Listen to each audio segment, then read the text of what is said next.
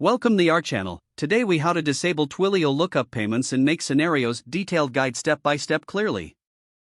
To disable Twilio lookup payments in your Make scenarios, start by logging into your Make account. Navigate to the dashboard where your scenarios are listed. Locate the scenario where you want to disable Twilio lookup payments. Click on the scenario to open it for editing. Find the Twilio module within your scenario. Select the Twilio module to access its settings. Look for the option labeled Lookup Payments. Uncheck or toggle off the Enable Lookup Payments option.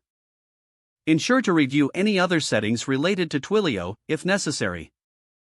Once you have configured the settings, click on the Save button to apply the changes. After saving, you may want to test your scenario to confirm that lookup payments are indeed disabled. To do this, click on the Run Scenario button. Monitor the output to ensure that Twilio lookup payments do not process during the run. If everything works as expected, your Twilio lookup payments have been successfully disabled. Finally, remember to document these changes for future reference. This completes the process of disabling Twilio lookup payments in Make scenarios. If the page does not load, refresh the browser or try again in a private or incognito window. Make sure you are using the correct email address, then retype it carefully to avoid small typos. If your password is not accepted, use the Reset option and create a new strong password you can remember.